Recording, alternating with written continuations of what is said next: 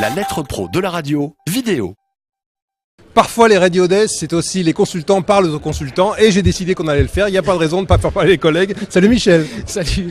Alors Michel, il faut qu'on parle de publicité en radio. Je viens de sortir un petit papier humble, moi tu sais je fais des petits papiers humbles, dans la lettre de la radio en disant il faut vraiment que les sources de revenus changent parce qu'il faut qu'on force les opérateurs radio à évoluer, à changer et à aller vers ce monde digital qui est partout sauf pas vraiment encore à la radio.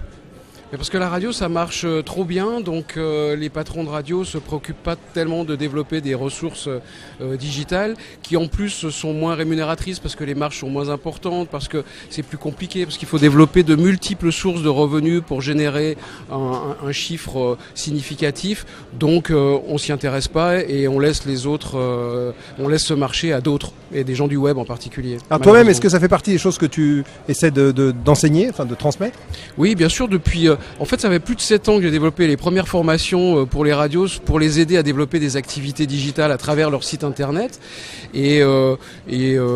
Voilà, ça n'évolue que très doucement. Et par contre, ce que je vois, c'est que ce sont les gens qui viennent du net qui, eux, développent des activités digitales dans l'environnement de la radio. Quand on regarde, par exemple, les radios d'entreprise, qui créent des radios d'entreprise, souvent, ce sont des gens qui viennent du web ou des agences de communication, mais ce ne sont pas des gens de radio. Par exemple, hein, c'est un exemple. Ouais. Ça veut dire que ces gens-là trouvent la radio intéressante.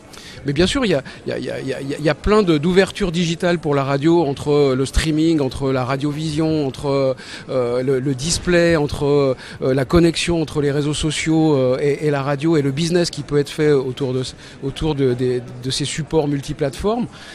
Voilà, il y a vraiment beaucoup de sources de revenus possibles. Est-ce que quand tu travailles avec tes clients, tes partenaires, tu as déjà constaté sur les, 10 dernières années, une évolution sur les méthodes de travail ?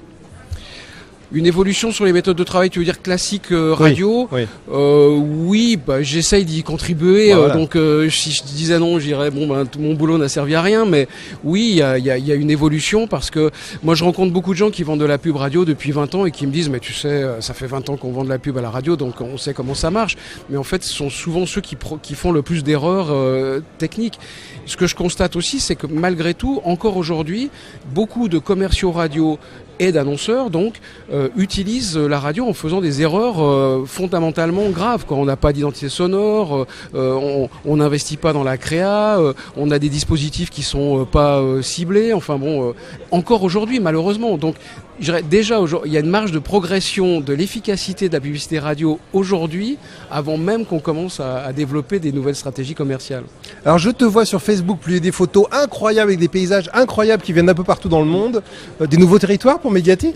Non mais je suis basé à Genève et autour de Genève il y a des montagnes partout et je suis plutôt un gars de la montagne. Oui, mais je vois aussi de l'Afrique. D'accord, oui parce qu'en fait...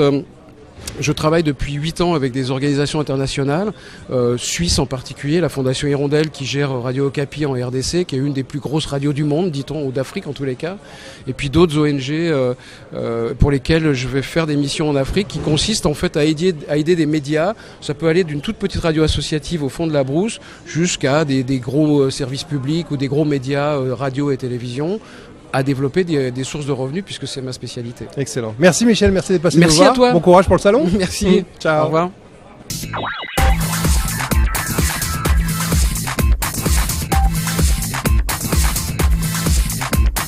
La lettre pro de la radio, vidéo.